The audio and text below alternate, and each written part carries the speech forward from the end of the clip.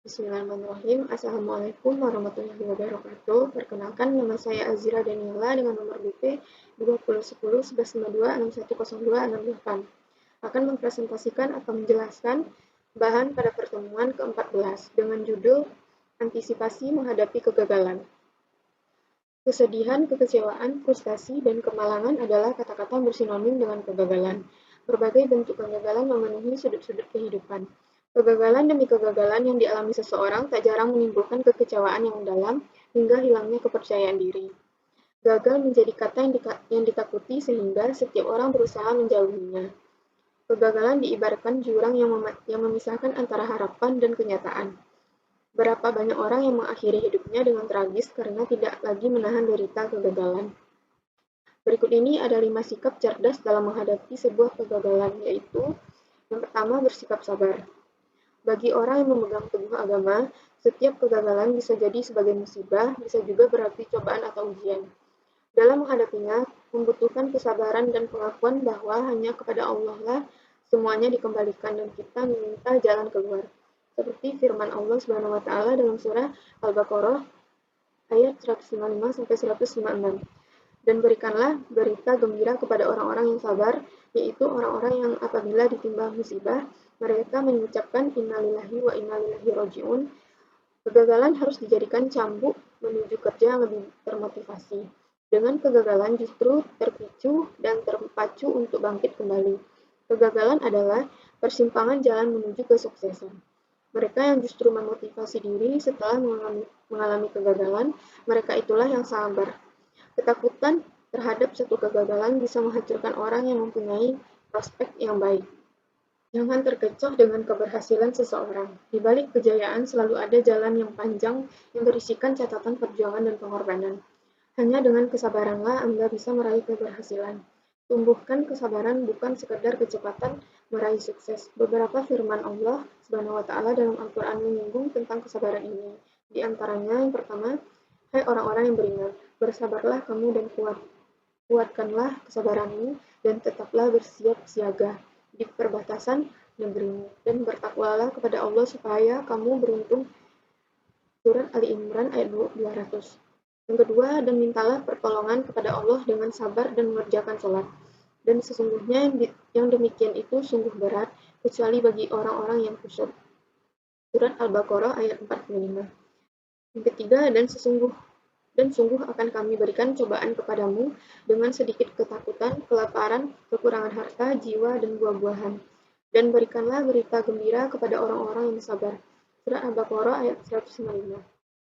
Tatkala mereka nampak oleh Jalut dan tentaranya, mereka pun Tahlut dan tentaranya berdoa, ya Tuhan kami, tuangkanlah kesabaran atas diri kami dan kokohkanlah pendirian kami dan tolonglah kami terhadap orang-orang yang kafir.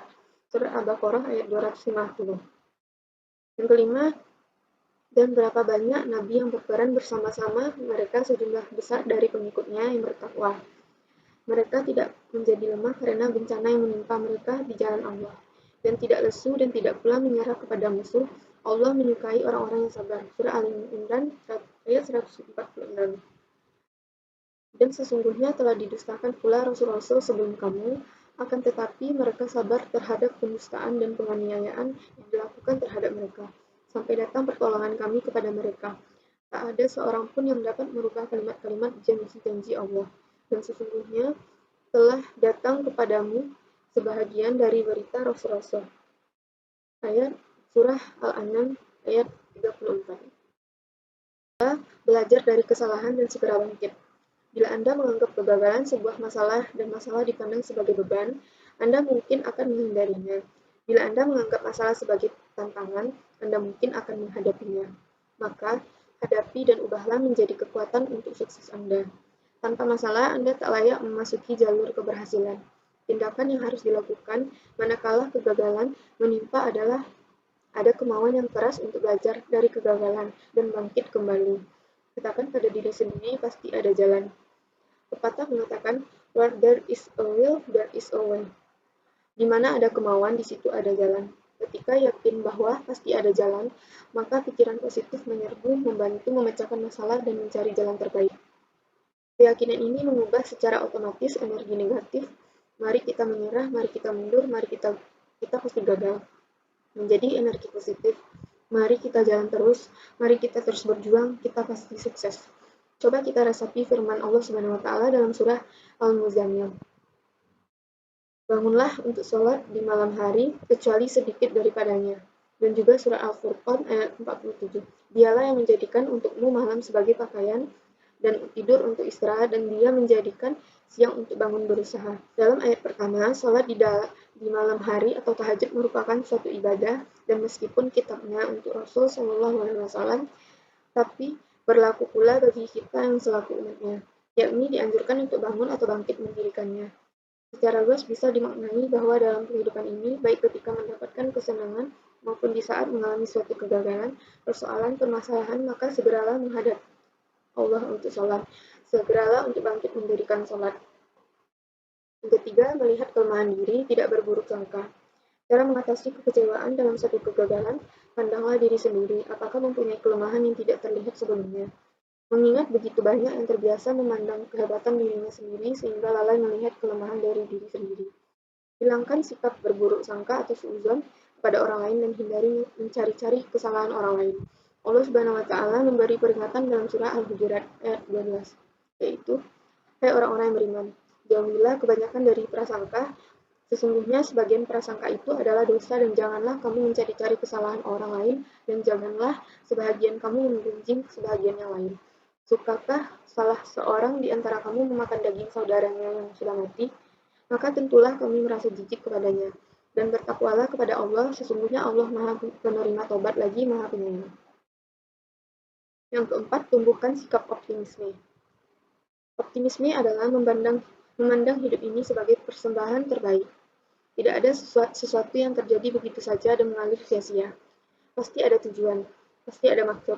Allah Subhanahu wa taala menciptakan hidup dan mati mempunyai tujuan tersendiri, yang salah satunya adalah seperti dalam surah Al-Mulk ayat 2, yaitu yang menjadikan mati dan hidup supaya dia menguji kamu. Siapa di antara kamu yang lebih baik amalnya?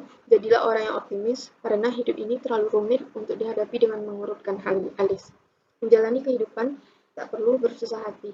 Bila kita mampu menjalani kehidupan dengan bersemangat, maka beban seberat apapun akan terasa ringan.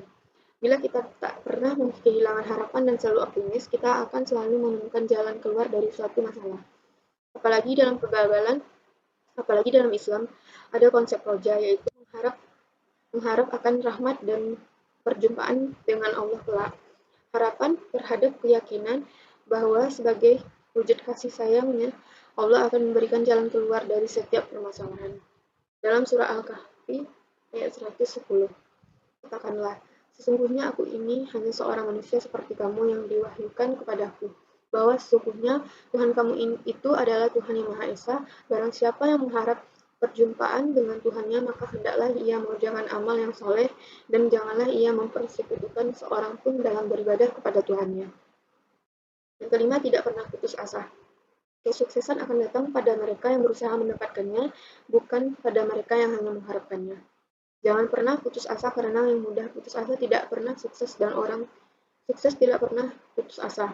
Allah Subhanahu wa taala berfirman, jangan kamu berputus asa dari rahmat Allah. Sesungguhnya tiada berputus asa dari rahmat Allah melainkan kaum kafir. Bahkan dalam surat Al-Hijr ayat 55 mempertegas dengan, maka janganlah kamu termasuk orang-orang yang berputus asa. Orang yang berputus asa termasuk orang-orang yang sesat. Dalam surat Al-Hijr ayat 56 menyatakan, Ibrahim berkata, tidak ada orang yang berputus asa dari rahmat Tuhannya, kecuali orang-orang yang sesat. Putus asa adalah salah satu perkakas iblis. Diceritakan pada suatu saat iblis mengiklankan bahwa ia akan mengobrol perkakas-perkakas kerjaannya. Pada hari H, seluruh perkakasnya dipajang untuk dilihat calon pembelinya, lengkap dengan harga jualnya. Tidak ada jalan pintas menuju kesuksesan. Kesuksesan akan datang pada mereka yang berusaha mendapatkannya, bukan pada mereka yang hanya mengharapkannya. Jangan pernah putus asa, karena yang mudah putus asa tidak pernah sukses, dan orang sukses tidak pernah putus asa. Sekian dulu presentasi dari saya. Apabila ada kesalahan pengucapan, mohon dimaafkan. Assalamualaikum warahmatullahi wabarakatuh.